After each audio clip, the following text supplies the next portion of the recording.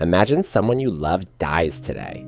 You know exactly what happens next. There are phone calls, there are funeral homes, there are rituals that have been planned for you centuries before you were born. But here is the question nobody asks. What happened before any of that existed? What did the very first humans do when someone they love stopped breathing? The answer is far stranger, far older, and far more human than you probably expect. You are not the first species to grieve, but you might be the first species to do something about it. Go back around 300,000 years.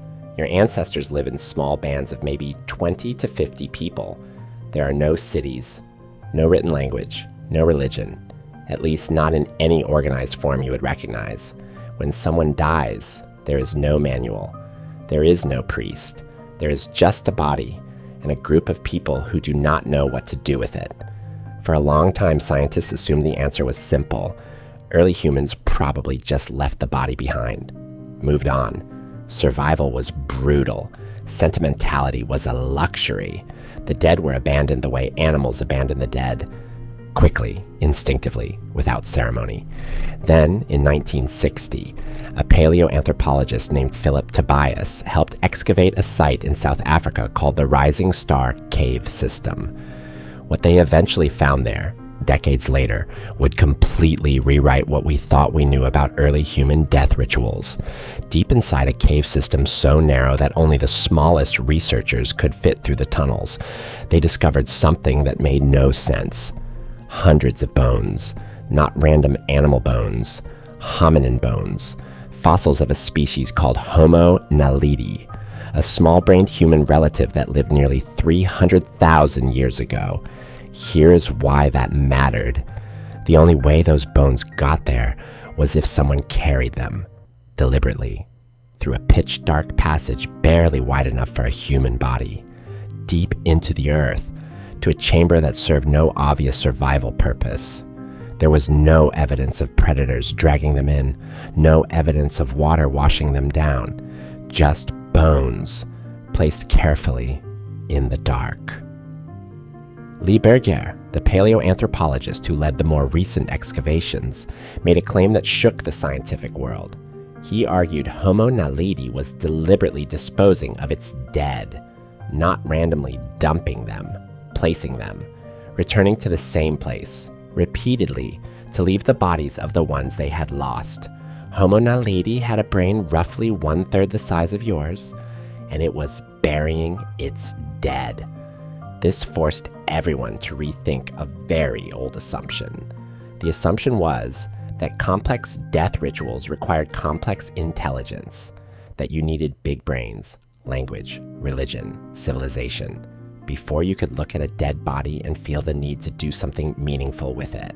Berger's discovery suggested something else entirely, that the impulse to honor the dead is not a product of civilization. It is something older, something more fundamental, something closer to instinct than ideology. But Homo naledi is not alone in this story. In 1908, two French archaeologists named Amédée and Jean Buissonnier discovered something in a cave in southwestern France near a village called La Chapelle-aux-Saints. Buried in a shallow pit was a nearly complete skeleton of a Neanderthal. He was old. His teeth were worn down to almost nothing. His joints showed severe arthritis. His spine was curved. By any physical measure, this individual had been incapable of caring for himself for years before he died. And yet, he had survived, which meant someone else had kept him alive. Someone had fed him, tended to him, protected him when he could no longer protect himself. And when he finally died, someone buried him, intentionally, in a pit that was dug for him. Neanderthals are not your direct ancestors, but they are your closest evolutionary cousins. They share nearly 99.7% of your DNA, and they were carrying out burial rituals at least 50,000 years ago. Yeah, possibly much earlier. The old man of La Chapelle-aux-Saints did not die alone, and he was not left behind. What does this tell you? It tells you that before language, before religion, before written law, before any cultural institution you can name, your ancestors had already decided that a dead body was not just a body. It was a person who deserved something. Now here's the part that gets even stranger. Around 100,000 years ago, in what is now Israel, at a site called Kaf Zeh Cave, researchers found something unexpected buried alongside a human skeleton. Ochre, the remains of shellfish. The jawbone of a wild boar placed directly in the arms of the buried individual as if they were meant to carry it with them. This was not accidental. This was intentional grave goods. Objects chosen and placed with the dead, not for any practical reason, but for a symbolic one. Somebody looked at a dead person and thought, they might need this. That thought, that one irrational, unprovable, deeply human thought, is the seed of every religion ever created. It is the seed of every afterlife belief, every prayer, every burial tradition practiced anywhere on earth today. It started not with theology. It started with someone not wanting to let go. Francesco De Rico, an archaeologist who has spent decades studying the emergence of symbolic behavior in early humans, argues that this kind of ritual thinking did not appear suddenly. It evolved gradually, appearing in fragments across hundreds of thousands of years, in different populations, in different parts of the world, independently. Grief, it turns out, keeps inventing itself, because grief is not a flaw in your emotional system. It is a feature. Your brain does not distinguish easily between a living person and a deeply familiar one who has just died. The neural pathways built by years of interaction, of expectation, of love, do not simply switch off. Psychologist John Bowlby called this attachment theory, and his research in the 20th century revealed something profound. The bond your brain forms with the people closest to you is so deeply wired that when they disappear, your brain enters a kind of searching mode.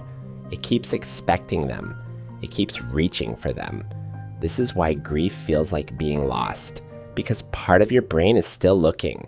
Your ancient ancestors felt this too. They just did not have the words for it. So they did what humans do when they cannot explain something. They acted. They moved the body somewhere meaningful. They placed objects with the dead. They returned to the same place over and over, long after any survival benefit had disappeared. They grieved. And in grieving, they became more human. There is a cave in Spain called the Cave of Altamira. On its walls, painted with red ochre and charcoal, are animals: bison, deer, horses. They were painted roughly 35,000 years ago. For a long time, historians focused on the animals. But look at the handprints. Pressed flat against the stone, blown around with pigment, like a shadow burned into the rock. They are everywhere. And some researchers now believe they are not just decoration. They are signatures, proof that someone was here, that someone existed. A refusal, written in red, against being forgotten. You still do this. You still carve names into stone. You still build monuments. You still upload photos of the people you have lost so that the internet, permanent and vast, will hold their face longer than memory can. The tools have changed. The impulse has not moved an inch. So when someone you love dies today, and you reach for your phone to tell someone, to gather people, to mark the moment with something, anything, you are not following a modern custom. You are following a script that is at least 300,000 years old, written not in ink, but in bones, carried through narrow caves in the dark, by creatures who looked like you, felt like you, and refused, just like you, to let the people they loved disappear without witness. The cave is different now, but you are still carrying someone through it.